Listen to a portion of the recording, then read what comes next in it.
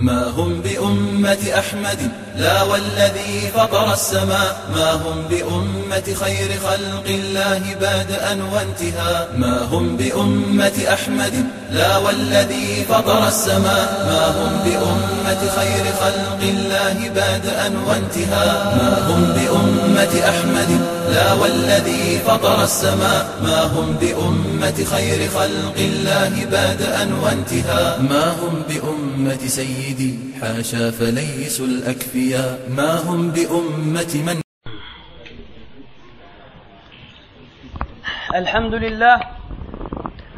الحمد لله الذي أنشأ وبرى وخلق الماء والثرى وأبدع كل شيء ودرى الحمد لله الذي لا يعجزه شيء في الأرض ولا في السماء ولا يغيب عن بصره صغير النمل في الليل إذا سرى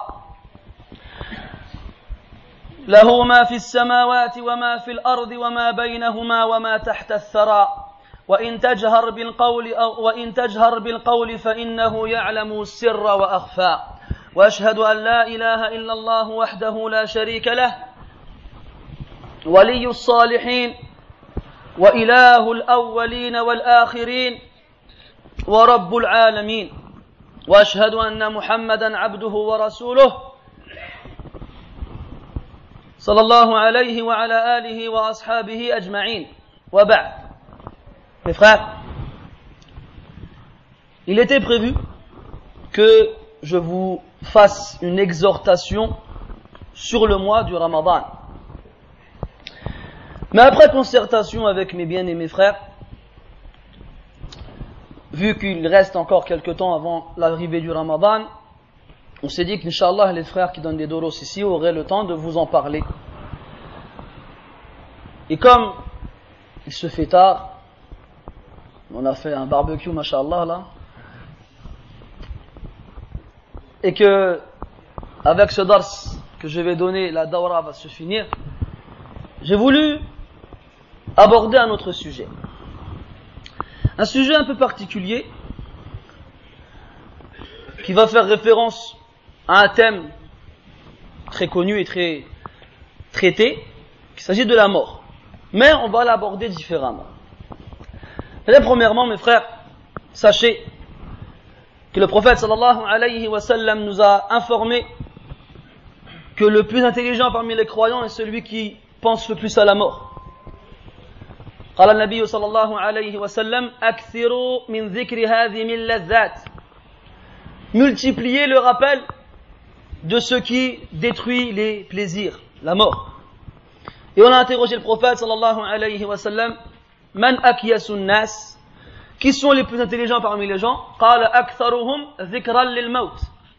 Ce sont ceux qui pensent le plus à la mort. C'est pour cela que le prophète sallallahu alayhi wa sallam, après qu'il ait interdit aux musulmans, hommes et femmes, leur a autorisé par la suite la visite des tombeaux, hommes seulement. على القول بتحريم زيارة النساء للمقابر وهذا هو الراجح والله أعلم بالصواب.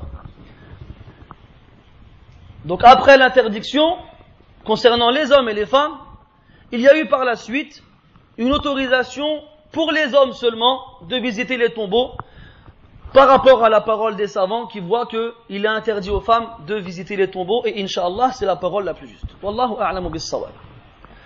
Le prophète a dit sallallahu alayhi wa sallam كنت نهيتكم عن زيارة القبور فزوروها فإنها تذكركم الآخرة وفي رواية فمن أراد أن يزور القبور فليزر فإنها تذكركم الآخرة. Il a dit alayhi salatu wassalam, je vous avais interdit de visiter les tombeaux, alors maintenant visitez-les, car ils vous rappelleront l'au-delà. Dans notre version, et celui qui veut les visiter, qu'il le fasse.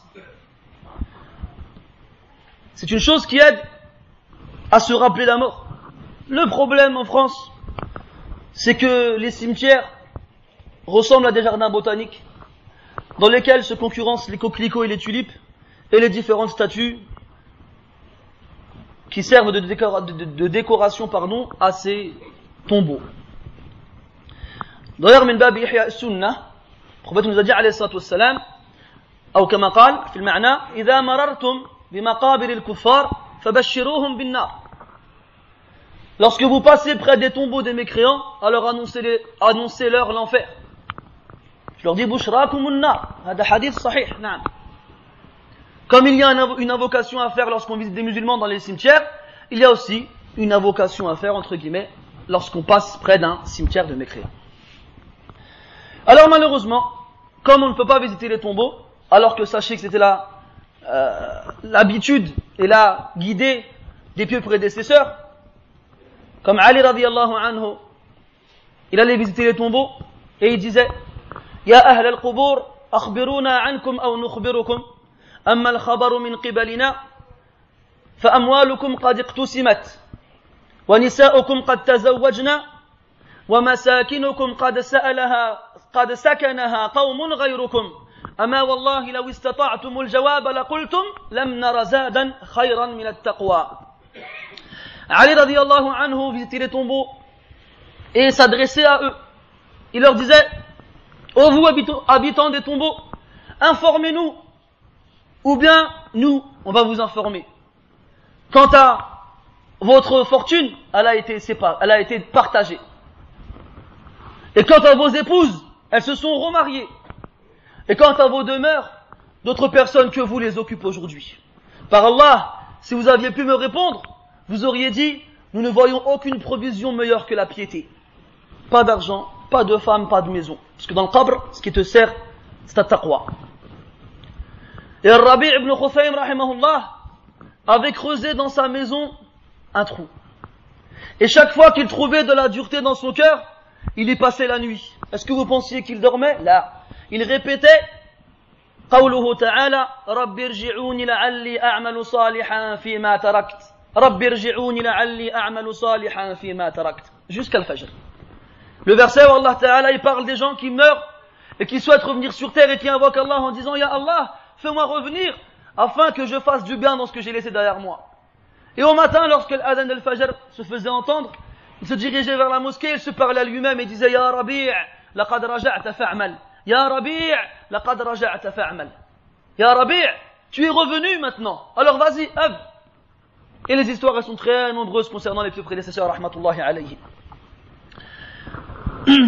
Donc on est en France et visiter les cimetières malheureusement n'est pas une chose facile et aisée. Et quand même on peut le faire, on n'arrivera pas trop au même résultat. Alors, il y a une option supplémentaire qui se propose à nous et qui s'offre à nous, c'est le lavage des morts. Le lavage des morts. Par la grâce d'Allah tabaraka wa ta'ala, j'ai quelques années fait cette chose-là. Et avant de rentrer dans le détail, différents éléments à citer. Premièrement, l'importance pour le musulman de savoir laver les morts. Car tu ne sais jamais de quoi elle fait le lendemain. Wa ma yudrik, peut-être que tu te retrouveras quelque part où tu seras le seul musulman et qu'il y aura un musulman à laver. Qu'est-ce que tu vas faire? C'est comme al-ruqya. Al-ruqya kadhalik. Beaucoup de gens ils t'appellent fais-moi ruqya, fais-la toi toi-même. Tu sais lire le Fatiha, tu peux faire ruqya. Mais il faut apprendre ces choses-là. Ne pas le faire n'importe comment, bien entendu. Et je pense que le frère Abbas vous a bien précisé cela. Pour en revenir au lavage des morts, il y a un hadith. Le prophète sallallahu alayhi wa sallam nous interdit de parler des défauts des gens que l'on a lavés. Car on les voit dévêtus de vêtements. وأوضعوني على الألواح ممطرحا. Je me souviens plus. Al-Muhim dans la fameuse qasida Laïs al-Gharib, c'est bien déterminé comment ça se passe, les étapes de cette action-là. On ne doit pas citer les défauts des gens que l'on a lavés, car on les a vus donc dénués de vêtements, bien entendu, toujours en faisant attention à ce que leur aura soit couverte. Cependant, min bab al-i'tibar wal-itti'ad, cependant dans le but de prendre des leçons et de s'exhorter. On a le droit de faire référence, en gros, sans rentrer dans le détail, à ces événements-là et ces anecdotes. Je vais donc vous parler de quelques fois où j'ai été amené à laver des musulmans.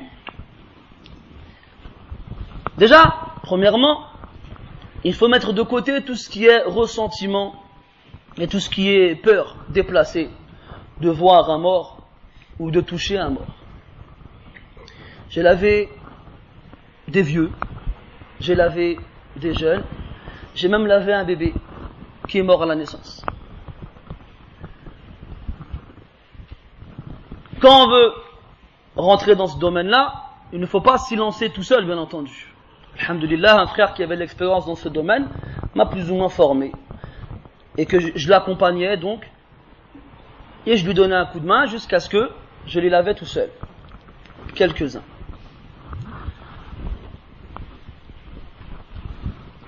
Donc, j'ai lavé des personnes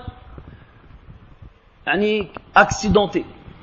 Mais accidentées, donc morts d'un accident, mais vraiment à un degré très élevé. Notamment des motards. Et là, j'en profite pour adresser un conseil aux frères motards. Je ne vais pas leur interdire de faire de la moto, mais je les pousse à faire extrêmement attention et à ne pas faire les fous sur la route. Hatta, si je ne me trompe pas, Cheikh Ibn Baz, rahimahullah, a fait une fatwa là-dessus. Il a dit que celui qui dépasse les limites de vitesse imposées et qui conduit dangereusement, s'il meurt suite à un accident causé par cela, il est considéré comme un suicidé. Il est considéré comme quelqu'un qui a mis fin à ses jours intentionnellement. Donc on nous appelle, je me rappelle c'était un jeudi que je n'oublierai jamais d'ailleurs. Parce que ce jeudi-là, j'avais lavé 2 personnes, une le matin et une le soir. Je vous parle du matin et le soir, j'y reviendrai après, Inch'Allah. Donc on nous appelle, on nous dit c'est un motard qui s'est fait percuter par une voiture et qui a fait quelques mètres dans les airs pour atterrir par terre. Ça s'arrête là? Ça s'arrête pas là. Comme c'était sur la route, il y avait des voitures qui passaient par ici et par là, et en atterrissant, il s'est fait écraser la tête par une voiture. Il s'est fait écraser la tête par une voiture. Quand on arrive à l'hôpital, c'était à Guiltaneuse, dans le 93, pour ceux qui connaissent. L'infirmier à la morgue nous prévient que c'est pas beau à voir. Et là d'ailleurs, une petite remarque, si vraiment vous voulez être motivé pour quitter ce pays au maximum, allez visiter les morgues. Quand vous visiterez les morgues et que vous verrez comment ils traitent les morts, alors là je vous assure que vous ne voudrez pas mourir ici. Un boucher dans une boucherie a l'air d'avoir plus de miséricorde qu'eux envers la viande qu'il coupe en morceaux. On arrive là-bas, l'infirmier il vient nous dire allez dans telle salle, donc on arrive, on se prépare et il nous ramène le corps. Il était tout habillé et il avait la tête, donc toujours sur son corps, mais cachée par un sac poubelle. Lorsqu'il nous l'amène, le frère qui m'a donc formé a pris l'initiative de voir dans quel état était la tête. Moi j'étais derrière, j'ai pas vu au début. Il s'est mis comme ça, il a levé le sac et d'un coup il a rebaissé. Et étrangement, même si ce frère avait plus d'expérience que moi, il était plus sensible à ce genre de scène. Et moi qui d'habitude, je vais pas dire je suis effrayé ou là, on va plus dire je suis émotif. Étrangement, je n'ai pas été effrayé. Donc il n'a pas supporté la vue, il m'a dit fais attention, c'est spécial. Mais comme il fallait le faire, on l'a fait. Alors j'ai enlevé le sac et j'ai vu sa tête. je ne peux pas vous la décrire, mais juste imaginez une tête humaine sur laquelle une roue de voiture elle passe. La boîte crânienne elle explose. Il n'y avait plus une trace du visage. Tu ne pouvais pas voir d'œil, ni de nez, ni de bouche, rien du tout. À part quelques dents vers là, peut-être. Des cheveux ici, des cheveux là. Première étape, le déshabiller. En le déshabillant, vous voyez les motards, ils s'habillent lourdement, une veste en cuir et beaucoup de vêtements. C'était un jour, il ne faisait pas très chaud. Et subhanallah, en lui enlevant son t-shirt, je trouve un pendentif Bouddha.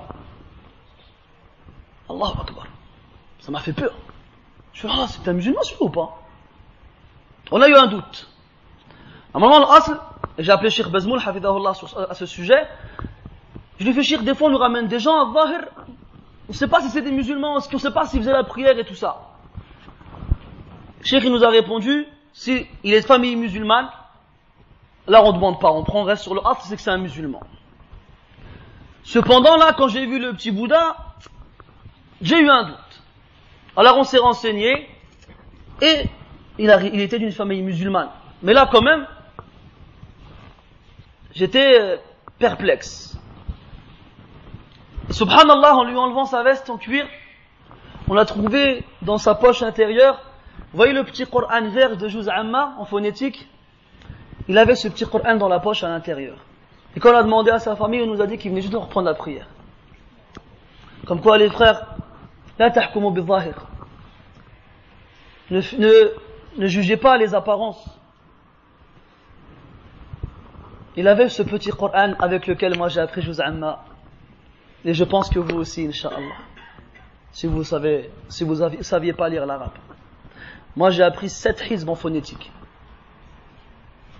J'étais un flemmard, je voulais pas prendre l'arabe, ou du moins c'était pas dans mes intentions. Et comme c'est connu chez les frères en général, on prend la facilité.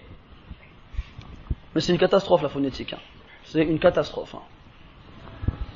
Alors si vous voulez un conseil, jetez-la loin derrière vous la phonétique. Al-Muhim, ça nous a rassurés, ça nous a apaisés. On continue donc de le déshabiller. Et donc on couvre ses parties intimes. Et une remarque, c'est que malgré l'intensité de l'accident, son corps était presque intact. À une remarque près, c'est que il avait les os de chaque articulation qui sortaient. C'est-à-dire qu'il avait les os du coude qui sortaient dans ses deux bras et les os des tibias qui sortaient de ses pieds, enfin de ses mollets. Visible, tu les vois.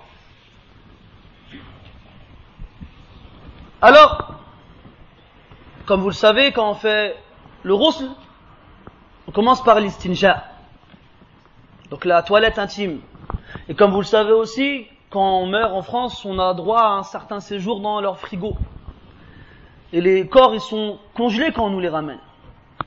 Et la sunna, c'est de faire asseoir le mort et de presser sur son ventre pour faire sortir ce qui reste, pour pouvoir le nettoyer. Mais c'est impossible avec un corps congelé. Si tu le manipules un peu trop, tu risques même de lui casser quelque chose. Alors on essaye d'appuyer comme on peut, mais c'est très difficile. On lui fait l'istinja. Et dans le ghusl, qu'est-ce que tu fais après? Tu le laves entièrement.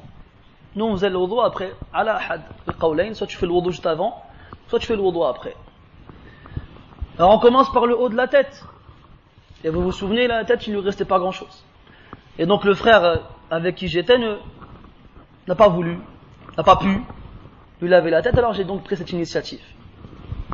Et sans exagération, mes frères, le peu de cheveux que j'ai réussi à toucher, chaque fois que j'enlevais mes mains, bien sûr avec des gants, j'avais des morceaux de crâne dans les mains. Des morceaux de son crâne qui me restaient dans les mains. On a fait ce qu'on a pu, le reste on a fait tayammum. Et on l'a lavé. On lui a mis le kafan, et il est parti. Il est parti au bled. Et là je ne comprends pas. Ces gens qui nous critiquent, et qui nous disent pourquoi vous passez votre temps à vouloir quitter ce pays. Alors je leur réponds, et pourquoi vous le quittez vous quand vous mourrez? Pourquoi vous faites des quêtes? Quand on entend un Foulen il est mort, Allan il est mort, pour faire une quête, pourquoi? Pour le renvoyer au bled. Ajib. Pourquoi tu choisis le bled comme lieu pour mourir et pas comme lieu pour vivre? Shay gharib. Shay wallahi gharib. Une autre fois, ça c'est une anecdote qui nous permet de voir plusieurs choses. Toujours on a dit fa'tabiru ya ulil absar. Al-ibra, c'est prendre une morale. Alors c'est l'histoire d'un homme, un père de famille, qui a laissé sa famille au bled, un Marocain. Pendant des années, il a vécu en France, où il travaillait dans une usine de voitures. Et il faisait des allers-retours au bled pour aller voir sa famille. Son fils, qui venait d'avoir 18 ans, est venu en France pour travailler avec son père dans la même usine. 18 ans. Et ce jeune homme, qui venait juste d'arriver du bled, 3 semaines après qu'il ait commencé à travailler dans cette usine, il travaillait de nuit. Il habitait à Creil.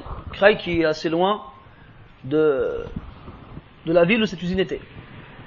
Alors son copain qui conduisait, il le presse, il dit dépêche-toi, vous rentrez, je suis fatigué, je vais dormir. Alors il monte dans la voiture. Apparemment, il n'avait pas de ceinture. Et en roulant, à Zahir, je ne suis pas sûr à 100% de l'exactitude de ce qui s'est passé, mais le conducteur s'est endormi. Et ça, il suffit pas de longtemps pour que quelque chose arrive. Et à une certaine vitesse, en perdant connaissance, ils ont percuté une voiture qui venait dans le sens inverse de plein fouet. Comme ce jeune de 18 ans n'était pas avec sa ceinture, il a traversé le pare-brise.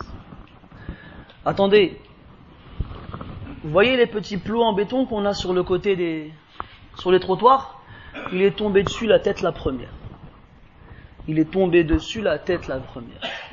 Prends un vase en argile et mets une pêche dedans. Regarde le trou que ça va faire. Et tu vas voir l'intérieur du vase. Ben, sans exagérer, c'était la même chose. Son cerveau est resté sur la route.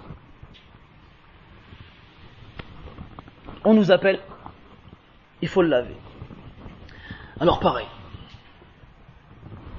On arrive, déjà subhanallah, quand tu arrives, avant qu'on te ramène le corps, le cercueil il est déjà présent. Et la plaque avec le nom et la date de naissance, ils sont déjà présents aussi. C'était marqué 1985, 2007 je crois. Non, pas 2007. Il avait 18 ans.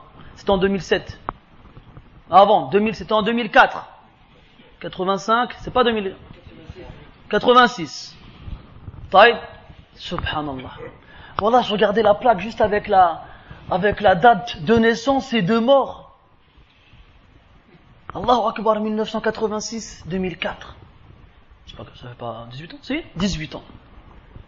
Et wallah, ça fait réfléchir. Tu crois que ce jeune, ça faisait que 3 semaines qu'il venait du bled? T'as vu les gens du bled, comment ils sont pleins de rêves et d'espoir quand ils arrivent dans les pays comme ceux-là? Je vais faire et je vais avoir de l'argent, je vais acheter une voiture et je vais acheter une maison pour ma famille et je vais retourner au bled et je serai content et keda ou keda. 3 semaines. Et à 18 ans, tu te vois mourir toi? Là, bel'aks. Tu dis ça y est, j'ai toute la vie devant moi. C'est pas toi qui décides. Al-mawtu ya'ti baghtatan. La mort elle vient sans prévenir. Tu projettes. Je vais me marier, j'aurai 4 enfants, et je vais m'acheter une BM avec un F6 ou là je ne sais quoi. Et 2 jours plus tard, tu meurs. Et comme tout à l'heure, on a entendu le hadith d'Ibn Omar dans Sahih al-Bukhari, le prophète dit sallallahu alayhi wa sallam, Kun fi dunya ka'annaka gharibun aw 'abirun sabil. Soit dans ce bas monde, comme si tu étais un étranger ou quelqu'un de passage. Ibn Omar radiyallahu anhuma, il disait, خذ من صحتك لمرضك ولحياتك ومن حياتك لموتك وإذا أصبحت فلا تنتظر المساء وإذا أمسيت فلا تنتظر الصباح. Lorsque tu arrives au matin, n'attends pas le soir. Et lorsque tu arrives au soir, n'attends pas le matin. Et prends de ta santé pour les jours où tu seras malade et de ta vie pour lorsque tu vas mourir. 18 ans. On nous l'amène comme ça, pareil. Très difficile. Très difficile à voir. Le visage était plus ou moins, la tête était plus ou moins intacte et un trou. Un trou. Et la tête à l'intérieur vide, rien. Alors, lui il était déjà déshabillé. Son père y rentre. Je vais le voir. Je fais Ami Matroche. Je voulais lui épargner le fait de voir son fils comme ça. Imagine-toi, subhanallah. Il est au bled, il est en France depuis des années. Sa famille, elle est dans un autre bled depuis qu'il les a quittés. Il ne voit ses enfants que quelques jours, voire quelques semaines dans l'année. Et lorsque son fils, il le rejoint en France, 3 semaines plus tard, il le perd.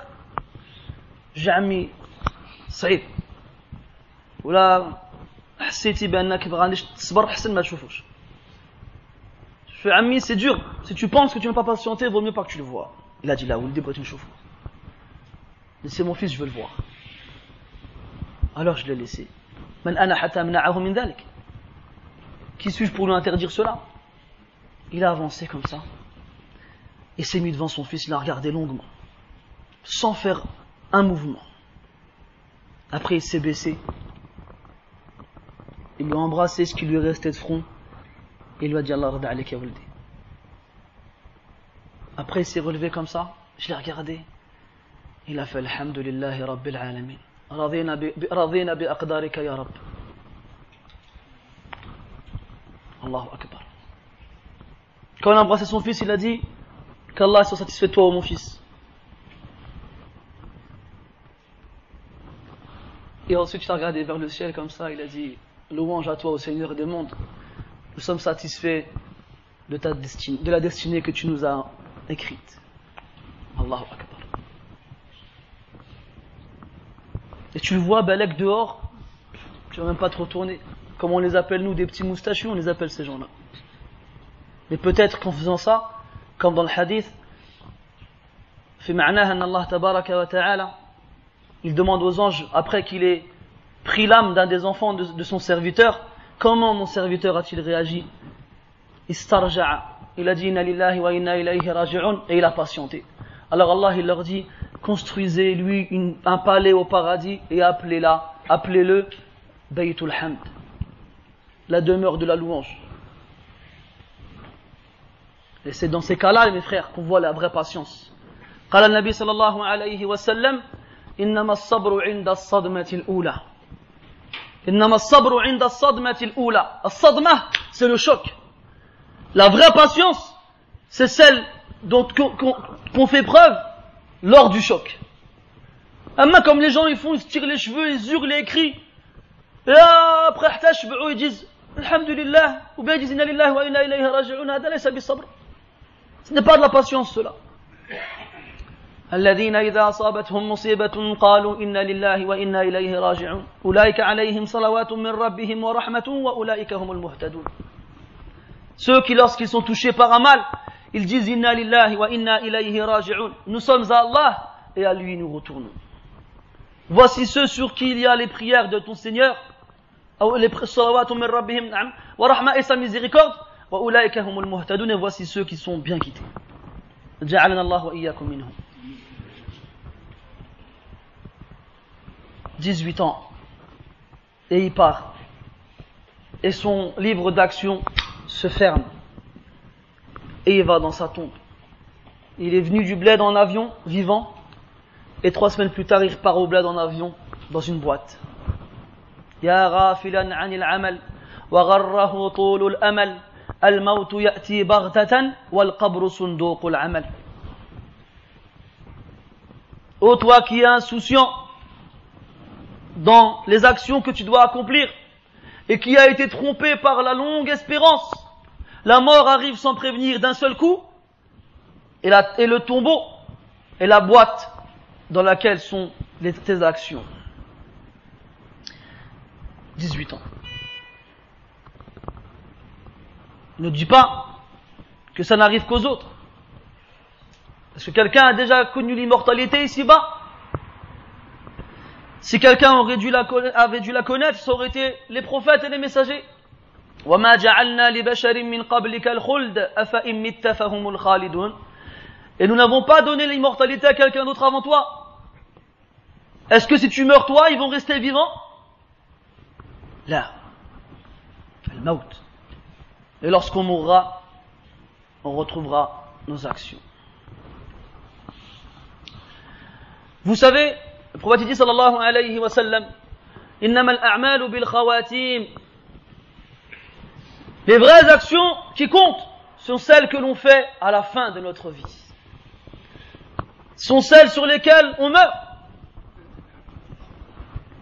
La fin, c'est ça qui compte. Et comme Allah Ta'ala dit, ou la, comme dans le prophète dit dans le hadith, celui qui meurt sur une chose, il sera ressuscité dessus. Et Ibn Kathir, rahimahullah, il disait, لقد أجرى الكريم عادته بكرمه أن من عاش على شيء مات عليه ومن مات على شيء بعث عليه. Al-Karim, yani Allah tabaraka wa ta'ala, le tout miséricordieux et le généreux par excellence, a fait que celui qui vit sur une chose meurt dessus, et que celui qui meurt sur une chose sera ressuscité dessus. Ibn al-Qayyim, rahimahullah, dans son magnifique livre qui se nomme Ad-Da'u Ad-Dawa, nous parle de l'Khatimah. L'Khatimah, c'est la fin. Est-ce qu'elle sera bonne ou est-ce qu'elle sera mauvaise? Il y a des choses que l'on voit des fois في قاعة الغسل أو التغسيل. On ne peut pas se baser dessus pour dire quoi que ce soit, abadan. C'est pas parce qu'on voit des choses des fois qu'on peut se baser dessus pour dire هذا من أهل الجنة وهذا من أهل النار. لا. عقيدة أهل السنة والجماعة أنهم لا يشهدون لأحد من أهل القبلة مات من أهل القبلة بالجنة أو بالنار. La aqida de Ahl Sunnah wal Jama'a, c'est qu'ils ne disent pas de quelqu'un faisant partie de la communauté musulmane qu'il est au paradis ou bien qu'il est en enfer. Sauf ceux qu'Allah Ta'ala et son prophète sallallahu alayhi wa sallam nous ont informé qu'ils étaient au paradis ou en enfer. Comme Abu Lahab dans le Coran. Allah Ta'ala dit bien qu'il est en enfer. Mais vous me direz, il fait partie de notre communauté. Ou bien les 10 qui sont promis au paradis dans le hadith. Abu Bakr fil Jannah, wa Omar fil Jannah, wa Uthman fil Jannah, wa Ali fil Jannah, wa Sa'd fil Jannah, al hadith. Il y a d'autres sahabis, ou bien sahaba qui sont au paradis, comme on le sait d'après le prophète alayhi salatu wassalam. Min ghayriha ou la yajuzu li ahadin an yaqula fulan fil Jannah ou fulan fil Nar. En dehors de cela, il n'est permis à quiconque de dire qu'un tel il est au paradis ou un tel il est en enfer. Min haythu at-ta'yin, dans la détermination. Quant au umum, en général, yuqal al-mu'minuna fil jannah wal kuffaru fil nar. En général, on dit les croyants ils sont au paradis et les mécréants sont en enfer.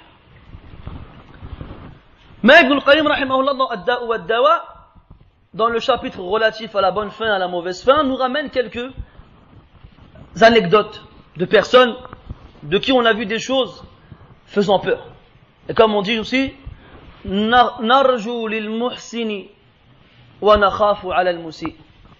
On espère pour le bienfaisant et on a peur pour le mauvais. Une fois, je vais à un hôpital, il pleuvait.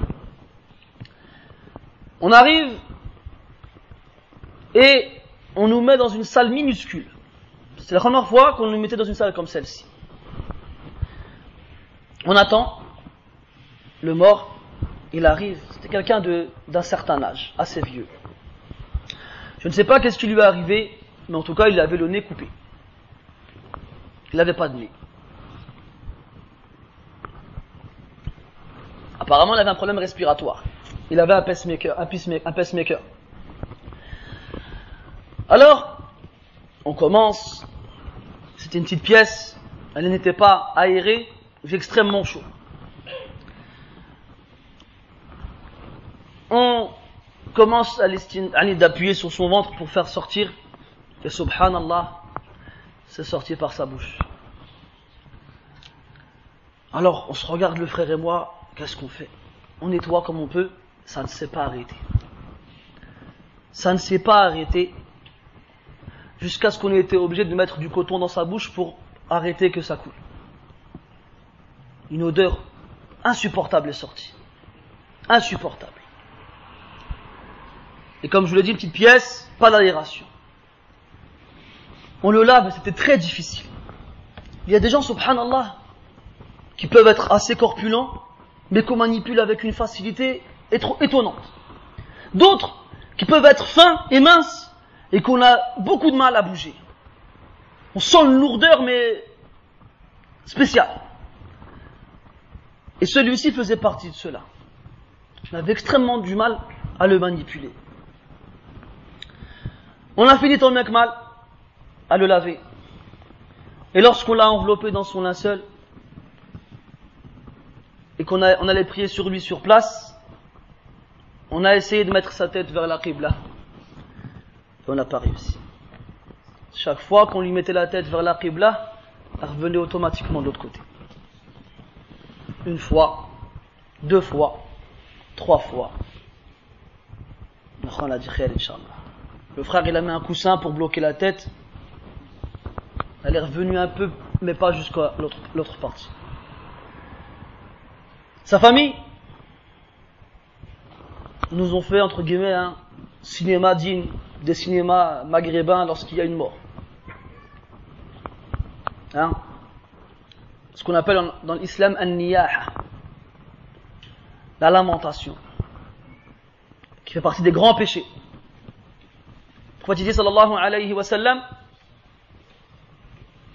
ithnani fi ummati min amri al-jahiliyyah,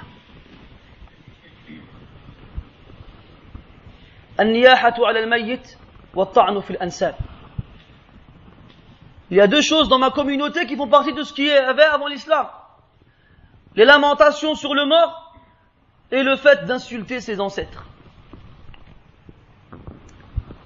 Et à un autre hadith, le prophète dit alayhi salatu wassalam, qu'an-na'iha, celle qui se lamente, si elle ne se repent pas de ce qu'elle a commis comme action, elle portera un gilbab en feu le jour du jugement.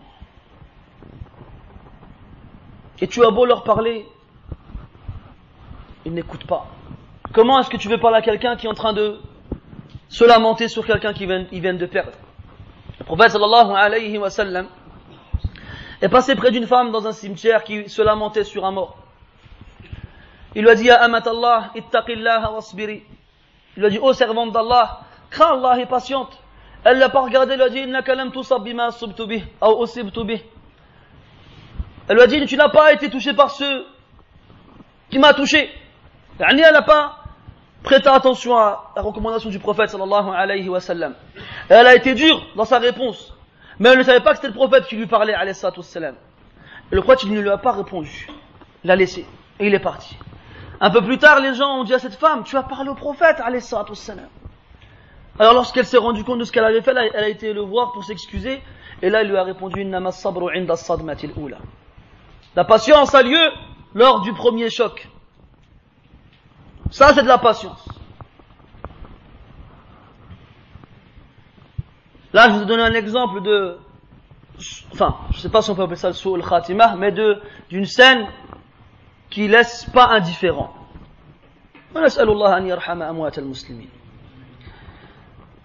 Je reviens au fameux jeudi où on a lavé le frère motard qui s'est fait écraser. Et l'après-midi, donc, on nous appelle pour notre janaza, pour un autre tarsil, qui avait lieu donc à Villepinte, pas loin de chez moi, dans le 93. J'arrive, le corps il n'est pas encore là. Je vais faire les ablutions. Je reviens, et pendant mon absence, le corps a été ramené. C'était un jeune. Il ne va pas avoir aussi plus de 20 ans. Je le regarde comme ça, et j'ai l'impression de le connaître. Mais je ne le reconnais pas. Alors je suis perturbé, mais je continue. Un peu plus tard, son père il arrive. On n'a pas encore commencé le lavage. Je vois son père, je vais le voir, je fais ta'ziyah, les condoléances. Ahsanallahu aza'ak wa azzama Allahu ajrak. Et il parle au téléphone avec son autre fils. Et je l'entends répéter Abdelkarim, Abdelkarim, Abdelkarim. Je réfléchis, je regarde le frère mort, et paf, je me rappelle. Je me rappelle de ce fameux Abdelkarim que j'avais rencontré il y a de ça, maintenant, peut-être 12 ou 13 ans, dans une mosquée. Un petit jeune de cité qui venait juste faire la prière. Plus tard, j'ai fait la khutbah dans une mosquée à Blanc-Minil, dans le 93 toujours, et il vient me voir. Il me fait, tu te souviens de moi? Je lui dis, ton visage il m'est pas familier. Il m'est familier, na'am. Il me dit, c'était moi qu'on avait vu, tu m'avais vu dans la mosquée telle. Ah, je fais, mashallah. Et l'akh, mashallah, il portait la sunna, et il me demandait des conseils, il voulait partir étudier au Yémen. Et je l'ai plus revu pendant quelques mois. Je pensais plus à lui. Et là, je le vois devant moi sur la table, mort. Je demande à son père, qu'est-ce qui s'est passé? C'est Abdelkarim de Blanc-Minil. Il me fait, tu le connais? Je lui fais, c'est moi, Soufiane, l'imam de la mosquée de Blanc-Minil. Il me dit, c'est Soufiane? Il prend son téléphone, il appelle son fils. Il me dit, devine, je suis avec qui là? Il fait, je suis avec Soufiane, l'imam de Blanc-Minil. Après, il fait, tiens, il me passe son fils. Son fils, il me fait, Soufiane, comment t'as su qu'il était mort? Je dis, je l'ai pas su. Moi, je suis avec un frère, et on nous appelle quand il y a des janazas, j'y vais pour faire le ghusl. Il m'a dit, subhanallah, juste avant de mourir, il m'a demandé de t'appeler pour que tu viennes le laver.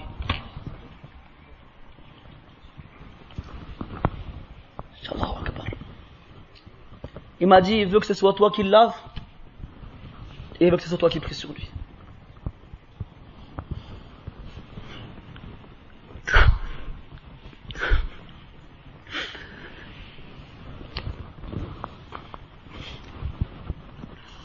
Alors je le regarde comme ça,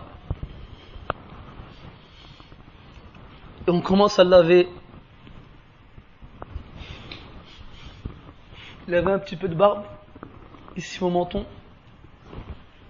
Il était beau, mashallah.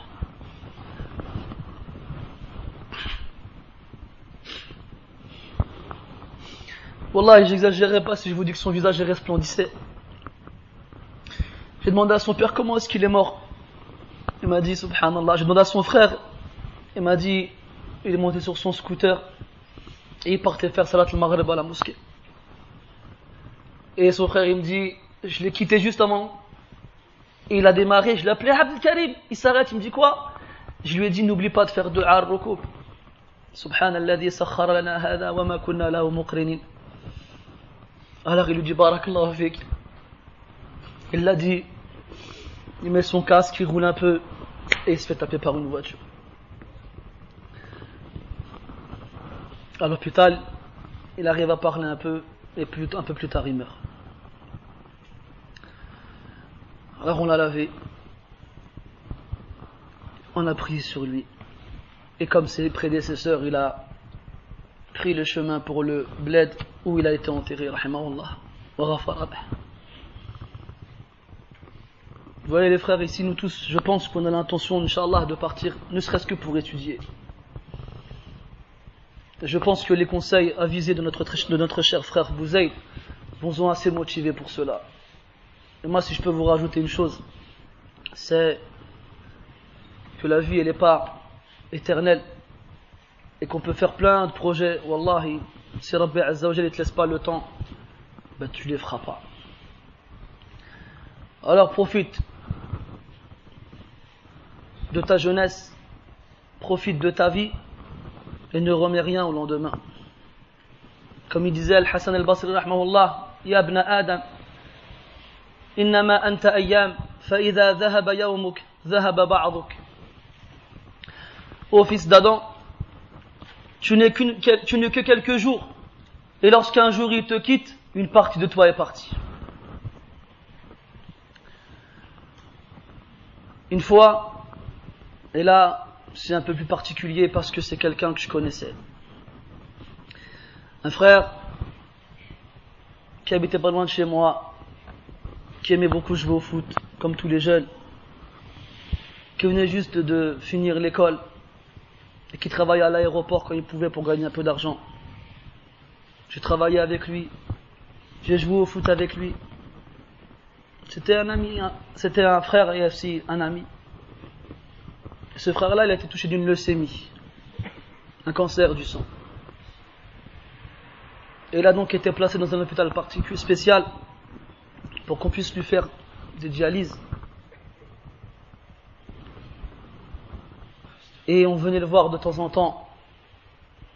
Et c'est très dur de voir quelqu'un mourir à petit feu. Quelqu'un qu'on voyait courir sur les terrains de foot très rapidement. Et ce frère-là, il n'a pas pu aller faire une umrah. C'était son plus grand rêve de faire une umrah.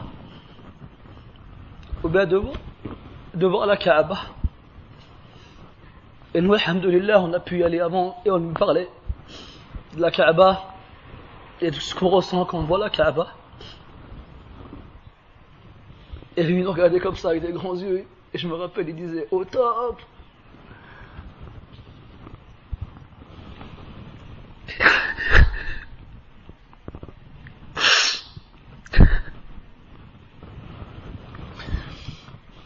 Il y a eu des hauts et des bas dans sa maladie, mais vers la fin, c'était irrémédiable. Pas longtemps avant qu'il ne meure, on va à l'hôpital. Il était devenu très maigre. Il était sous assistance respiratoire.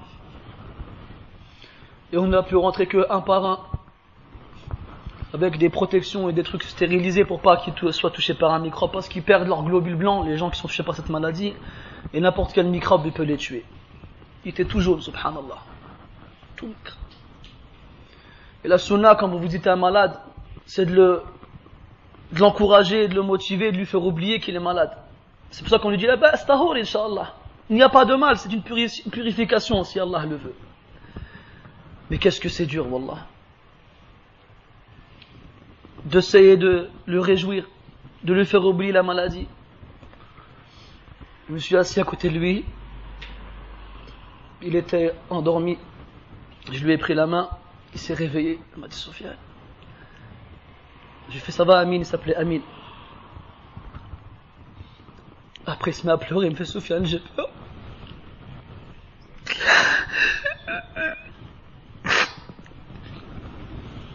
Il me dit, Sofiane, j'ai peur. Mets-toi à sa place. T'as à peine 20 ans. T'es sûr d'aller d'hôpital depuis des mois. Les docteurs, ils disent, il te reste quelques jours, voire quelques semaines. Tu sais que tu vas mourir. On sait tous qu'on va mourir ici. On n'y pense pas parce qu'on ne sait pas quand on va mourir. Mais là, quand tu sais que dans quelques jours, peut-être, c'est très probable que tu meurs. Wallah, c'est normal d'avoir peur. Comme elle disait Aïcha radiyallahu anha, après que le prophète sallallahu alayhi wa sallam lui a dit, Man ahabba liqa Allah, ahabba Allahu liqa'ah, wa man kariha liqa Allah, kariha Allahu liqa'ah. وقالت عائشة رضي الله عنها يا رسول الله أذلك الموت فكلنا نكره الموت. Quand il a dit alayhi salatu wassalam, celui qui aime rencontrer Allah, Allah il aime à le rencontrer. Et celui qui déteste rencontrer Allah, Allah il déteste à le rencontrer. Alors Aïcha radiyallahu anha elle a dit ya Rasulallah, nous si c'est la mort, on déteste tous la mort. Qui aime la mort ici? Qui aime à mourir? Quand tu lui as répondu alayhi salatu wassalam, il a dit non. On dit quand le croyant il meurt, les anges de la miséricorde viennent et ils lui annoncent des bonnes nouvelles, alors il est réjoui et il aime à rencontrer Allah, alors Allah il aime à le rencontrer. Quant au mauvais, lorsqu'il va mourir, les anges du châtiment viennent et ils lui annoncent ce qu'il attend comme torture et châtiment, alors il déteste à mourir et à rencontrer Allah, et Allah il déteste à le rencontrer. Il me dit Amin, je lui prends la main, il se met à pleurer, il me dit Soufiane, j'ai peur. Alors, un effort plus ou moins de ma part surhumain pour retenir mes larmes. Et je lui dis mais non Amin, Inch'Allah tu vas guérir et on ira faire une umrah ensemble comme tu le voulais tant. Il m'a dit Inch'Allah. Un peu plus tard, donc nous on part. Et un jour je reçois un SMS d'un frère qui le connaissait avec nous et qui m'annonce qu'il venait de mourir. Alors on va à l'hôpital et c'est nous qui nous sommes occupés de son lavage. Et son père, il m'a dit qu'il était à son chevet avant qu'il ne meure. Et il lui lisait du Coran. Et lui, il rêvait. Et il parlait en dormant. Et il disait à Omar, Omar c'est l'autre frère très proche de lui aussi. Il disait Omar, dépêche-toi, on va arriver en retard. On est à la Mecque. Il rêvait qu'il était à la Mecque. Il rêvait qu'il était à la Mecque et que c'était l'heure de la prière. Et il disait aux frères de se dépêcher pour aller prier devant la Kaaba. Son père, il me raconte, il me dit qu'il lisait du Coran et qu'il est arrivé au verset où Allah Ta'ala il dit Ya ayyatuha an-nafsul mutma'innah irji'i ila la ayyatuha an-nafsul mutma'innah Shia irji'i ila rabbiki radiyatan mardiyah. Et là son fils il fait et il meurt. Imagine-toi ton fils, vous qui avez des enfants ici. Imagine, tu vois ton fils mourir en quelques mois, perdre sa force, être incapable de bouger tout seul. Perdre son poids, changer de couleur. Et imagine-le en train de mourir à côté de toi. Quelle épreuve ça doit être pour un père d'assister à la naissance de son fils et d'assister aussi à sa mort. Le prophète nous dit alayhi salatu wassalam ثلاث دعوات مستجابات لا شك فيهن دعوة المظلوم ودعوة المسافر ودعوة الوالد على ولده. Il y a 3 invocations qui sont obligatoirement exaucées, il n'y a aucun doute là-dessus. L'invocation de l'opprimé, l'invocation du voyageur et l'invocation du parent pour son enfant. Et on entend aujourd'hui des gens sans aucun scrupule qui invoquent la mort pour leurs enfants. Ce sont ces mêmes personnes qui, lorsque leurs enfants ils meurent, se roulent par terre et crient et hurlent. Vos enfants, invoquez Allah Ta'ala pour eux. Et même s'ils vous font du mal, invoquez Allah Ta'ala pour eux. Allah Ta'ala il accepte vos invocations pour vos enfants. Alors si vous avez fait du mal, demandez à Allah Ta'ala de le guider et de le ramener vers la droiture. Ne demandez pas à Allah Ta'ala de le punir et de l'éloigner de vous. Vous serez les premiers à en souffrir. Vous serez les premiers à en souffrir. On arrive à l'hôpital et une dernière fois on voit Amin. Je n'exagérerais pas si je disais que le peu de temps où j'ai réussi à le laver, je l'ai lavé avec mes larmes. C'était très difficile, wallah. Ici, il y a ce lien très fort qui nous unit. C'est l'iman. La foi, elle a fait qu'on est tous des frères. Innamal mu'minuna ikhwa. Et on s'aime. Peut-être même des fois on aime nos frères plus que certaines personnes de nos familles. Shafi'i rahimahullah disait مجالسة الإخوان أحب إلينا من مجالسة الأهل والولدان لأن الأهل والولدان يذكروننا بالدنيا والإخوان يذكروننا بالآخرة. Être en compagnie de nos frères nous est préféré à la compagnie de nos femmes et de nos enfants. Car lorsqu'on est avec nos femmes et nos enfants, ils nous rappellent ce bas monde. Et lorsqu'on est avec nos frères, ils nous rappellent l'au-delà. Omar radiyallahu anhu, une fois, il a pensé à un de ses frères avant d'aller dormir. Il a pensé à lui tellement fort qu'il n'a pas cessé de se retourner sur sa couche jusqu'à ce que l'adhan de l'Fajr se fasse entendre. Il n'a pas dormi. Il a fait la prière et lorsqu'il finit, il dit Aïna Mu'ad? Où est Mu'ad? Ibn Jabal, radiyallahu anhu. Mu'ad, il se lève, il dit Ha ana ya Amir al-Mu'minin. Et Mu'ad, et Omar lui dit Ta'al, ya Mu'ad.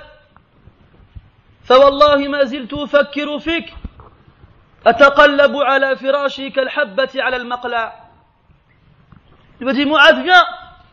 Par Allah, je n'ai cessé de penser à toi à un point où je me retournais sur ma couche comme une graine sur la poêle qui est en train de frire. Alors Mu'ad, il va vers Omar radiyallahu anhu, ils se prennent dans leurs bras en pleurant. Tous ici, on a des frères qu'on apprécie plus que les autres. Et ça, c'est une chose naturelle. Le Nabi sallallahu alayhi wa sallam, il a dit à Mu'adh, Ya Mu'adh, inni la uhibbuk. Mu'adh, il a dit, je t'aime. Les sahaba entre eux, radiyallahu anhum aussi. Comme cette histoire avec Sa'd ibn Rafi', si je ne me trompe pas, tu me corriges, Kamal. Kif? Ibn Rabi', Sa'd ibn Rabi' radiyallahu anhu, le Médinois, que le prophète sallallahu alayhi wa sallam a mis avec Abdurrahman ibn Auf qui venait de la Mecque juste après la Hijra, et il a demandé donc aux Médinois de fraterniser avec les émigrés de Mecca. Alors Sa'd ibn Rabi' il dit à Abdurrahman radiyallahu anhu, il lui dit j'ai 2 maisons, je t'en offre une. J'ai 2 femmes, choisis celle qui te plaît, je la divorce et prends-la comme épouse. Si c'est pas l'ukhuwa qui peut te pousser à faire une telle chose, c'est quoi? C'est quoi? Amin, qui nous a accompagnés à la mosquée, qui apprenait un peu le Coran comme il pouvait, avec qui on a passé des bons moments, avec un ballon ou autre, on le voit après qu'on ait prié sur lui. On porte son cercueil, on le met dans le véhicule qui accompagne le cercueil à l'aéroport et on le voit partir. Et il part. Et on n'a plus jamais revu Amin. Rahimahullah wa ghafar alayh. Al-Muhim, mes frères, si vous voulez vivre des expériences qui, je pense, seront inoubliables, alors, si vous le pouvez, bien entendu, participez à ce genre de choses. On a trop besoin, mes frères, wallah, de choses qui ravivent le cœur.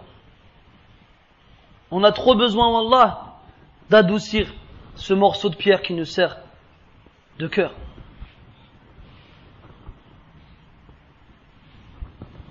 On parle du paradis, on parle de l'enfer, on parle du jour du jugement, on parle de la colère d'Allah tabaraka wa ta'ala, et les gens devant toi, ils sont impassibles. Aucune émotion n'est visible sur leur visage. On ne sait pas quoi dire pour les toucher. On cherche, mais on n'a pas de résultat.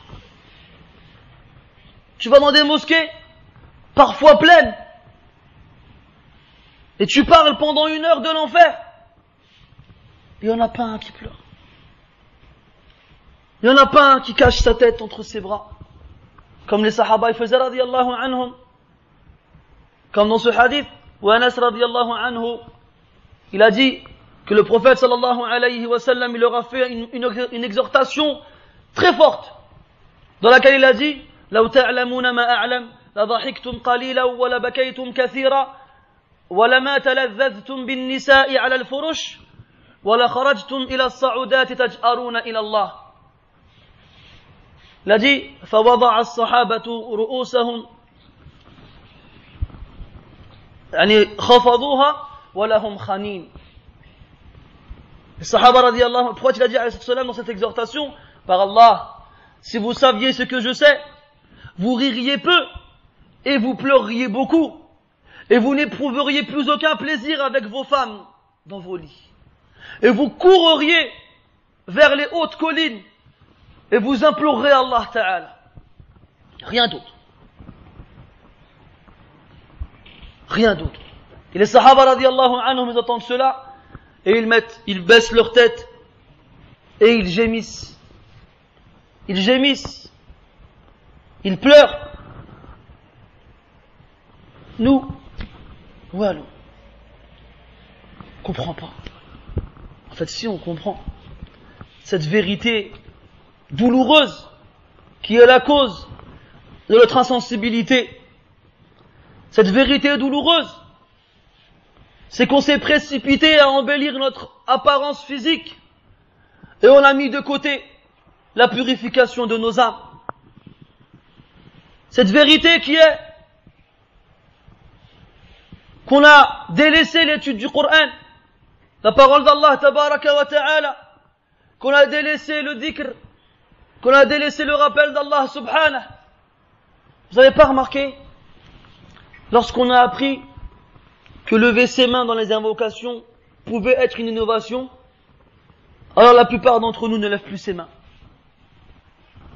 Vous n'avez pas remarqué, lorsqu'on a appris qu'utiliser le chapelet pour le tasbih chez certains savants est une innovation, on ne va pas les frères faire le tasbih. Ça, c'est vrai que ces éléments-là sont des innovations. Mais il y a toujours un moyen de les faire dans la sunna.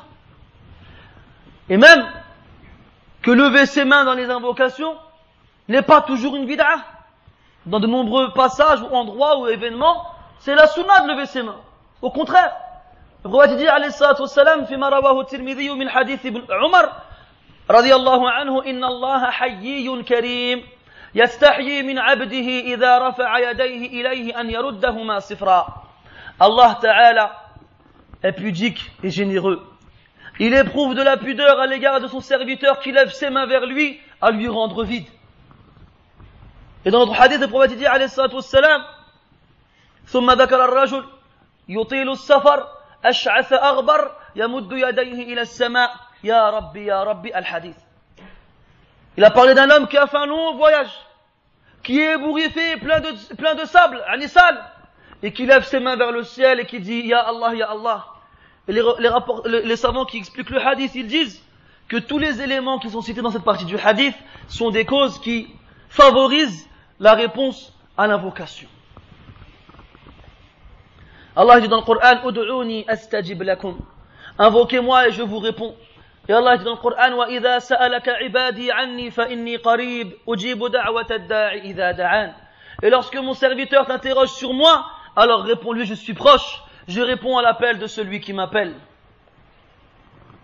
Et le prophète dit dans le hadith sallallahu alayhi wa sallam ad-du'a huwa al-ibada. Ad-du'a, l'invocation c'est l'adoration. Et Allah dans le Coran il a appelé du'a ibada. Dans le verset qu'on a cité tout à l'heure, وَقَالَ رَبُّكُمُ ادْعُونِي أَسْتَجِبْ لَكُمْ إِنَّ الَّذِينَ يَسْتَكْبِرُونَ عَنْ عِبَادَتِي. Et votre Seigneur a dit, invoquez-moi et je vous répondrai, ceux qui s'enorgueillissent quant à mon adoration. Donc Allah il a appelé la dua adoration dans ce verset. Et dans Surat Maryam avec l'histoire d'Ibrahim alayhi salam et son peuple, il a dit وأعتزلكم وما تدعون من دون الله وأدعو ربي عسى ألا أكون بدعاء ربي شقيا فلما اعتزلهم وما يعبدون من دون الله. Il a dit وأعتزلكم يعني je m'isolerai de vous وأدعو ainsi que ce que vous invoquez en dehors d'Allah et j'adorerai mon Seigneur. Et après Allah il dit lorsqu'il s'est isolé d'eux ainsi que ce qu'ils adorent en dehors d'Allah. Ça veut dire que invoquer autre qu'Allah c'est l'adorer. والعياذ بالله. Et dans le hadith, le prophète dit sallallahu alayhi wa sallam, إذا لم يدعو في معنى الحديث إذا لم يدعو المرء الله يغضب عليه. Lorsque quelqu'un il délaisse l'invocation d'Allah, eh ben Allah Ta'ala il se met en colère sur lui ou contre lui. Et le sha'ir il disait الرحمن يغضب إن تركت سؤاله وبني آدم إن سألته يغضب. Le tout miséricordieux se met en colère si tu arrêtes de l'invoquer, alors que le fils d'Adam, c'est quand tu l'appelles qu'il se met en colère. Toi tu vas vers les gens et tu oublies le Seigneur des gens. Mes frères, et Wallah, si on veut aller mieux, il faut vraiment qu'on fasse attention à cette moudra, à ce morceau de chair qu'on a dans nos poitrines. هذه المضغة التي إذا صلحت صلح الجسد كله وإذا فسدت فسد الجسد كله. Ce morceau de chair qui, lorsqu'il est bon, tout le corps il est bon, et lorsqu'il est mauvais, tout le corps il est mauvais. Tu sais que tu mourras un jour, voilà bout. Mais est-ce que tu te prépares pour ce jour-là? Ahl al-Tarikh il rapporte qu'un poète qui répond au nom d'Al-Farazdaq, c'est un poète très fort dans la poésie, mais qui était connu pour dire des choses vulgaires. Et il avait un très mauvais comportement. Et les gens ne l'aimaient pas. Un jour, il a été à une janaza dans laquelle se trouvait Al-Hasan al-Basri, rahimahullah. Les gens, quand ils ont vu Al-Hasan al-Basri et Al-Farazdaq, ils ont dit اجتمع في هذه الجنازة خير الناس وشر الناس. On a été réunis dans cette prière mortuaire, la meilleure des personnes et la pire des personnes, en faisant référence à Al-Hassan et à Al-Farazdaq. Et Al-Farazdaq, il a entendu ça, et ça l'a peiné et attristé. Alors un peu plus tard, quand les gens sont partis, il a été voir Al-Hassan, rahimahullah, il lui a dit Atasma'u ma qalu fi? Il a dit, est-ce que tu as entendu ce qu'ils ont dit de moi? Al-Hassan, rahimahullah, il lui a dit La ta'ba' bihim. Je ne fais pas attention à eux. ولكن قل لي يا فرزدق ماذا أعددت لمثل هذا اليوم. Il lui a dit, ne fais pas attention à eux, au Farazdaq. Mais dis-moi, qu'est-ce que tu as préparé pour un jour tel que celui-ci? Il a dit, والله ما أعددت لمثل هذا اليوم عملا كثيرا ولكنني أعددت له لا إله إلا الله منذ 70 سنة. قال إذن فابشر. Il lui a dit, par Allah, je ne lui ai pas préparé beaucoup d'actions, mais je lui ai préparé la ilaha illallah pendant 70 ans. Alors Al-Hassan, rahimahullah, il lui a dit, dans ces cas-là, réjouis-toi. Ne fais pas attention à eux. Ne fais pas attention à eux. خلي الناس يتكلموا فيك معليش. خليهم يتكلموا فيك معليش. ليس كلامهم هو الذي سيرفعك عند الله عز وجل. بل الرب عز وجل هو الذي يرفع من يشاء من عباده. Laisse parler les gens. Ce ne sont pas les paroles des gens qui vont t'élever ou te rabaisser. Mais c'est Allah Ta'ala qui choisit qui il élève parmi ses serviteurs. Le prophète dit sallallahu alayhi wa sallam, en parlant du Coran, Inna Allah la yarfa'u bihadha al-kitabi aqwaman wa yadha'u bihi akharin. Allah élève par ce livre, le Coran, des gens, et il en rabaisse d'autres. Il en rabaisse d'autres. Dans le hadith, le prophète dit alayhi salatu wassalam, Al-Qur'an hujjatun laka aw alayk.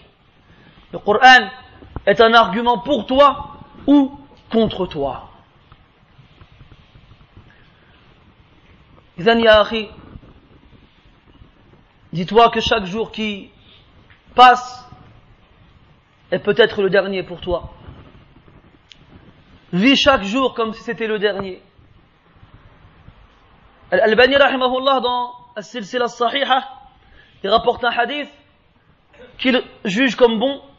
Il disait comme quoi le prophète sallallahu alayhi wa sallam, lorsqu'il faisait taswiyat as-sufuf, lorsqu'il alignait les rangs, il disait Sallu lillahi salata muwaddi'. Priez pour Allah la prière de quelqu'un qui fait ses adieux. Et les savants donnent comme conseil pour celui qui veut être concentré dans sa prière, ils leur disent faites chaque prière comme si c'était la dernière pour vous. Faites chaque prière comme si c'était la dernière pour vous. Et qu'à la fin du deuxième salam, on va en prendre votre âme. Si on réfléchissait comme ça, est-ce que vous pensez que nos prières seraient les mêmes? Est-ce que vous pensez que nos prières seraient les mêmes? Khubayb ibn Adi, radiyallahu anhu, a été fait prisonnier par Quraysh. Et ils ont fait preuve de traîtrise pour pouvoir l'attraper. Ils l'ont emprisonné un certain temps, et ceci était après la bataille de Badr. Et une femme qui l'observait pendant qu'il était en cellule a remarqué qu'il mangeait une grappe de raisin à une époque où il n'y avait pas un seul raisin à la Mecque. Ils l'ont enchaîné aux poignets et aux chevilles. Et ils lui ont mis un carcan autour du cou. Et avec des chaînes, ils l'ont tiré. Et derrière lui, les femmes et les enfants de la ville qui crient et qui lui jettent des pierres et qui l'insultent. Pourquoi? Parce que comme les Quraysh ont essuyé une défaite cuisante à Badr, ils se sont dit, on va se venger de Mohammed dans la personne de Khubayb. En gros, on va passer nos nerfs sur lui. Ils l'ont tiré jusqu'à At-Tan'im. At-Tan'im, pour ceux qui ont été à la Mecque déjà, c'est là-bas qu'on va pour se remettre en ihram, dans le cas où on voudrait refaire une umrah. À la mosquée qu'on appelle Masjid Aïcha, qui a quand même une certaine distance de la Mecque, de la Kaaba, du centre-ville. Alors imaginez-vous sur cette distance-là, Khubayb radiyallahu anhu qui est tiré avec des chaînes aux poignets, aux chevilles et au cou, et qui subit les insultes et les moqueries des gens derrière lui. Quand il arrive là-bas, il l'installe sur une planche où il le, entre guillemets, crucifie. Sallabou. Avant de le crucifier, il leur dit, si vous voulez me laisser faire rak'atayn avant de me tuer, alors faites-le. Alors ils l'ont laissé. Il a fait rak'atayn. Et Sa'd ibn Amir al-Jumahi, radiyallahu anhu, qui n'était pas encore musulman à l'époque, c'est lui qui raconte l'histoire, il dit, j'ai jamais vu une quiétude pareille. Je n'ai jamais vu un apaisement pareil. Je n'ai jamais vu une concentration et un recueillement pareil. Il a fait rak'atayn, on dirait qu'il était tout seul avec Rabbi subhanahu wa ta'ala. Alors qu'il avait autour de lui des dizaines de personnes qui n'attendaient qu'une chose, c'était de le voir mourir. Et lorsqu'il finit le rak'atayn, il regarde les gens, il leur dit, Wallahi, si ce n'était pas le fait que vous pourriez penser que j'ai allongé la prière exprès par peur de la mort, je l'aurais fait encore plus longue. Je l'aurais fait encore plus longue. Il l'attrape et il l'allonge sur cette planche. Il l'attache et il le coupe en morceaux vivants. Il le coupe en morceaux vivants. Articulation par articulation. Il commence avec les doigts. Ils arrivent au poignet, le coude, l'épaule, l'autre main pareil. Et pendant ce temps, il est vivant. Et pendant ce temps, les gens écrivent, ah, c'est bien. Voilà, vous avez tué nos frères et nos pères et nos amis. Eh ben, on se venge maintenant.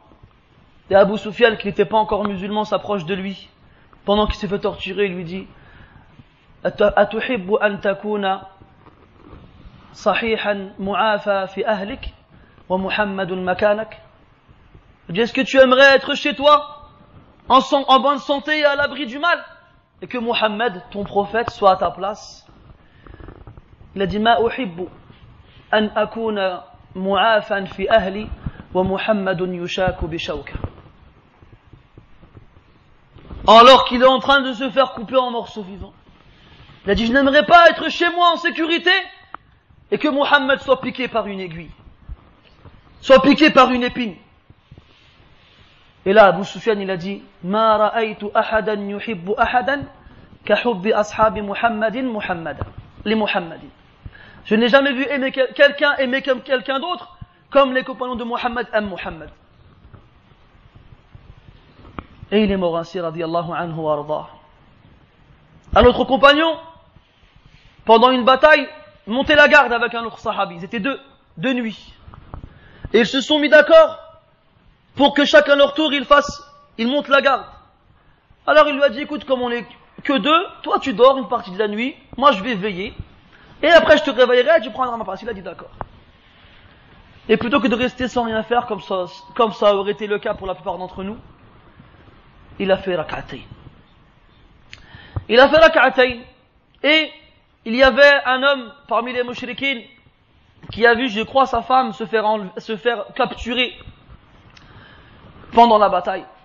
Alors il a dit, je vais me venger des musulmans. Et il voulait tuer le prophète, alayhi salatu wassalam.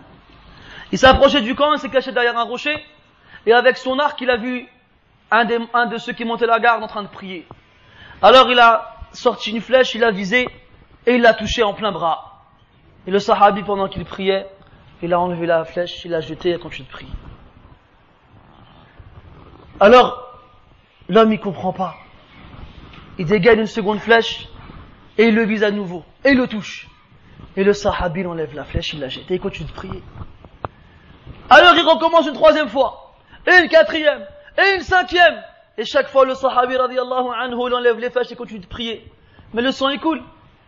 Et pendant que le sang il coule, on perd de ses forces. Alors, il essaye de tenir au maximum et il tombe. En tombant, il réveille son compagnon. Il ouvre les yeux, il voit son ami par terre, qui baigne dans son sang, et des flèches à côté de lui. Qu'est-ce qu'il s'est passé? Il lui raconte, je priais, et quelqu'un me tirait des flèches. Alors il lui dit, mais pourquoi tu ne m'as pas réveillé lorsque tu as reçu la première flèche? Il a dit, je lisais une sourate, je ne voulais pas la couper. Je lisais une sourate, je ne voulais pas la couper. Aïwa. Et nous, on est où du Coran? On est où de la Sunna? On est où du suivi des plus prédécesseurs? Où est-ce qu'on est, nous? Où on est de tout cela? Où on est du Coran? C'est comme ce sahabi qui écrivait le wahi, la révélation lorsqu'Allah la faisait descendre sur le prophète sallallahu alayhi wa sallam. Et lorsqu'il a reçu ce verset, Wallah ta'ala dit, Man dha alladhi yuqridu Allah qardan hasana fayudha'ifahu lahu wa lahu ajrun kabir. Ou karim, kabir, na'am. De celui qui prête, qui fait un bon prêt à Allah, Allah il lui multipliera, il aura une récompense énorme. Le sahabi dit, Ya Rasulallah, est-ce qu'on peut prêter à Allah? Alors, pourquoi tu dis na'am? Tu lui prêtes ici-bas et Allah il te le rend au centuple ou bien encore plus fil akhirah. Alors il dit, Ya Rasulallah, j'ai une palmeraie, un jardin fait de palmiers qui m'appartient. Je le donne à Allah et à son messager. Alors, il pose ce sur quoi il écrivait le Coran et il fonce à cette palmeraie où il trouve sa femme et ses enfants qui jouaient. Il dit à sa femme, arrête tout, ne touche plus à rien. Je viens de vendre ce terrain. Alors elle lui dit à qui? Et il répond à Allah et à son messager. Et là, les vraies femmes, les pieuses, comme celle-ci, ont répondu, quelle bonne affaire tu as fait. Et même une version du hadith qui dit qu'elle a fait cracher aux enfants les quelques dattes qui leur restaient dans la bouche et qu'elle elle a dépoussiéré ce qu'il y avait sur eux de terre. Elle a dit, enlevez tout ça, ça ne vous appartient plus, ça appartient à Allah et à son messager. Ta femme elle aurait dit quoi toi aujourd'hui? T'es malade? Ou bien t'as payé combien?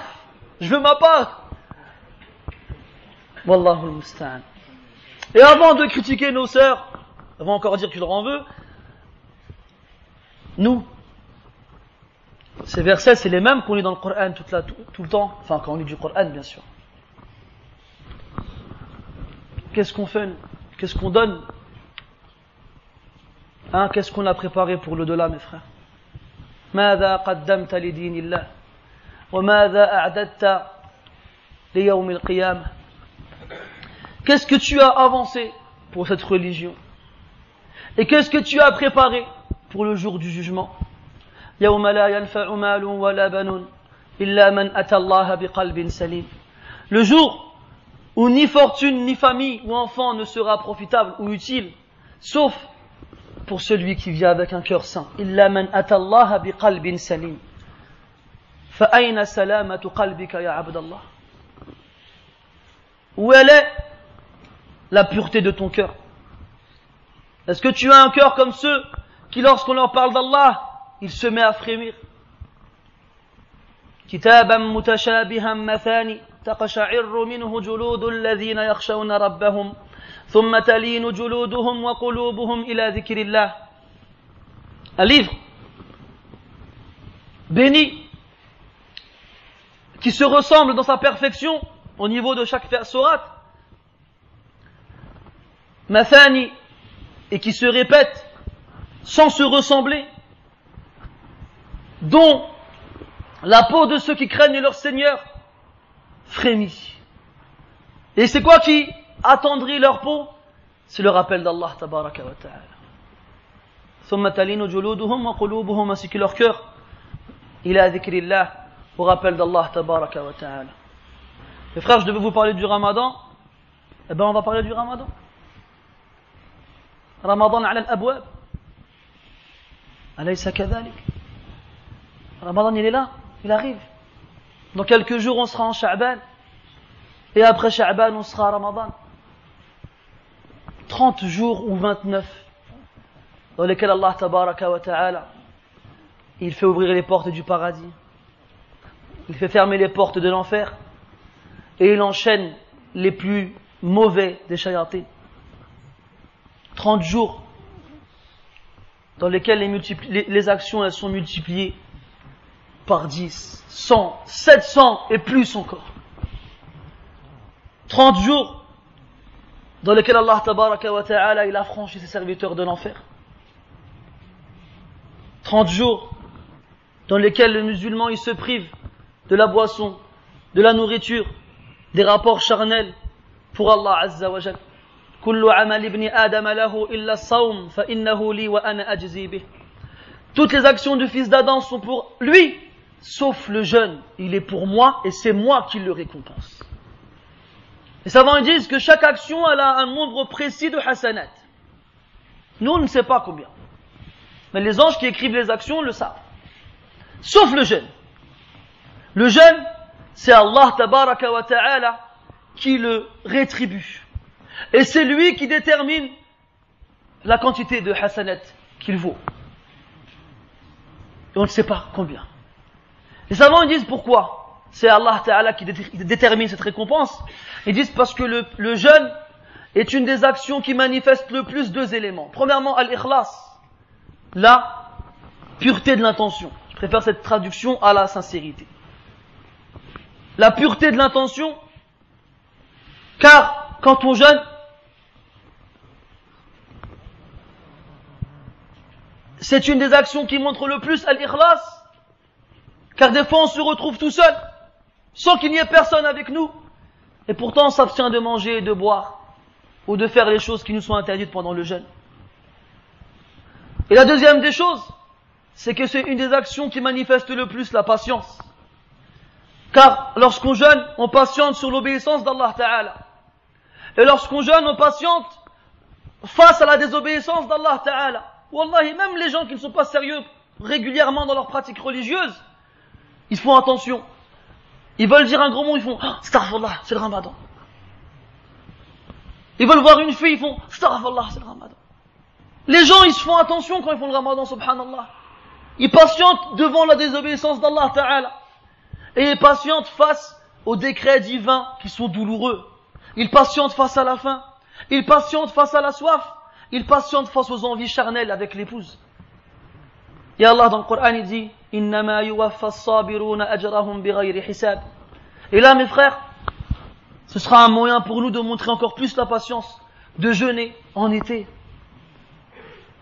sous une chaleur assez forte, dans des journées longues et des nuits courtes. Et là, malheureusement, on voit les mosquées qui préviennent les gens et leur disent hey, c'est un tarawih vite fait. Hein. On fait 2-3 pages et puis Salat al-Nabi, comme ils disent. Ils te disent cette année tarawih, t'as vu, c'est tard, et subh c'est tôt, وحنا عيانين وباغيين نعسو باغيين كذا باغيين كذا. Tarawih à la fin c'est n'importe quoi. عيب والله. ما تقدرش تصبر شهر في السنة. سنة واحد في شهر واحد. Tu peux pas patienter un mois dans l'année.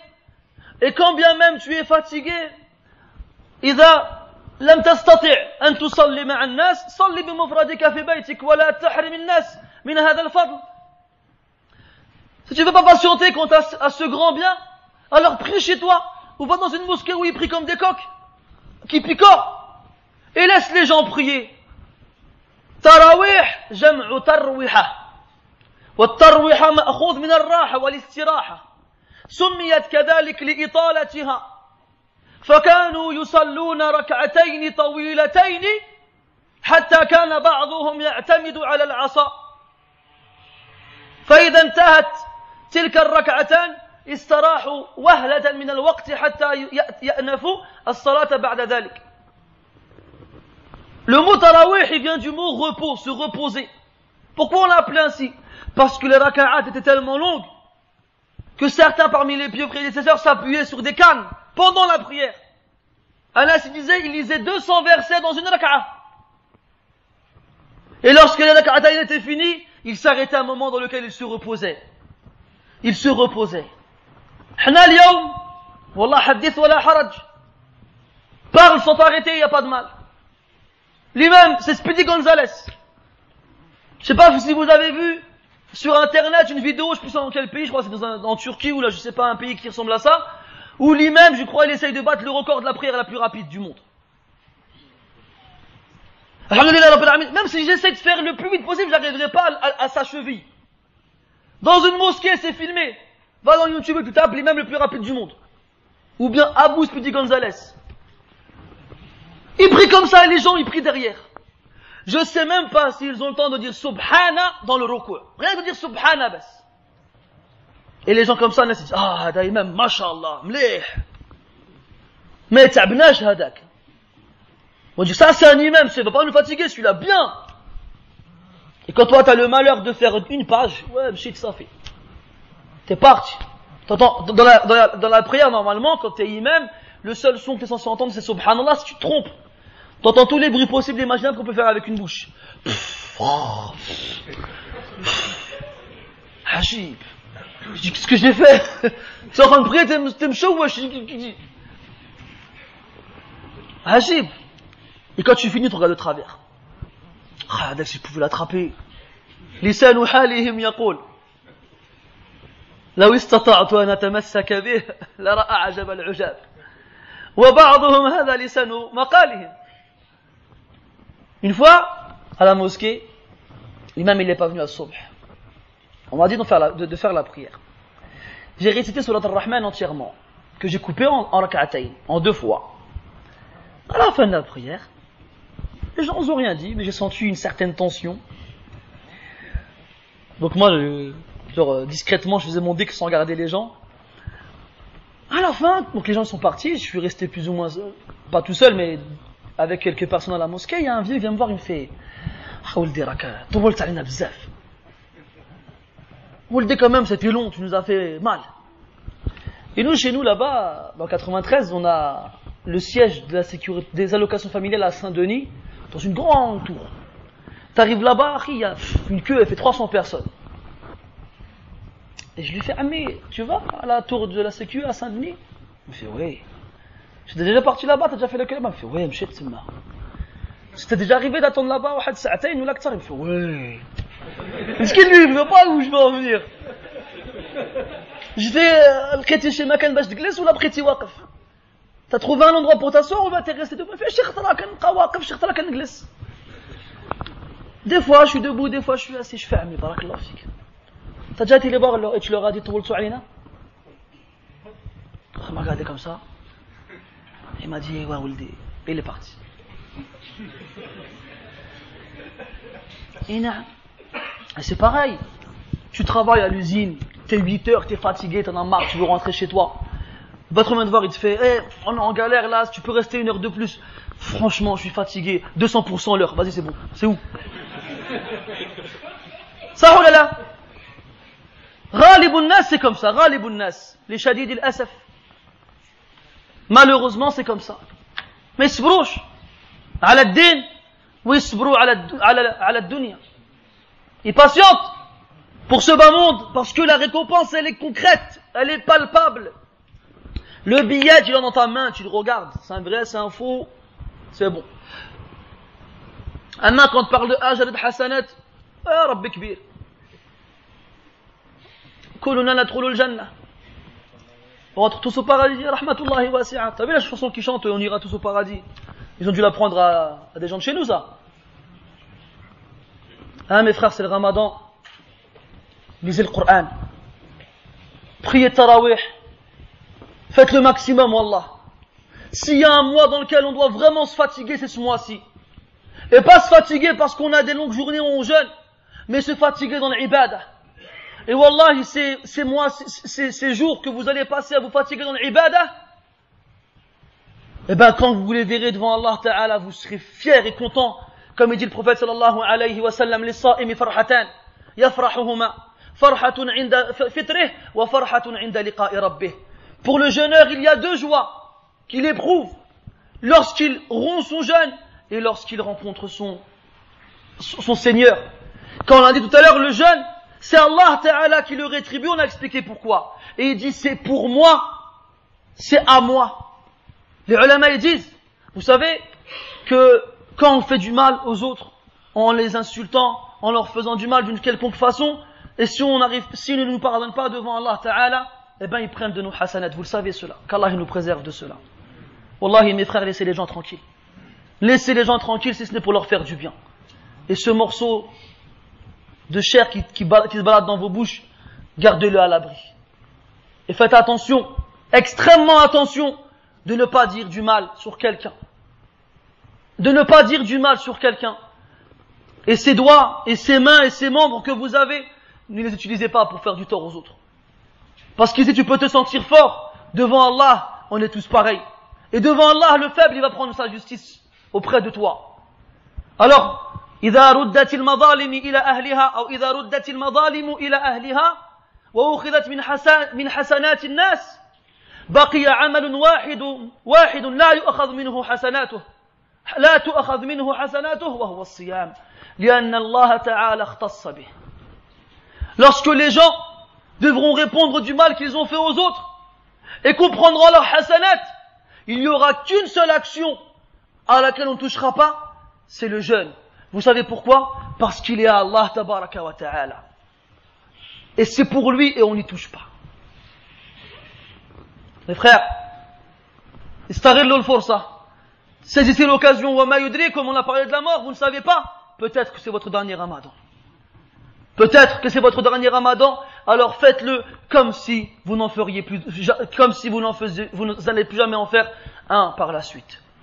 نسأل الله تبارك وتعالى بأسمائه الحسنى وصفاته العلى الوقت بعد الصلاة إن شاء الله نسأل الله تعالى أن يوفقنا لصيام رمضان على الوجه الأكمل على الوجه الذي يرضيه عنا يا رب إنه ولي ذلك والقادر عليه سبحانك اللهم وبحمدك أشهد أن لا إله إلا أنت نستغفرك ونتوب إليك وصلى الله وسلم وبارك على محمد وعلى آله وأصحابه أجمعين وبارك الله فيكم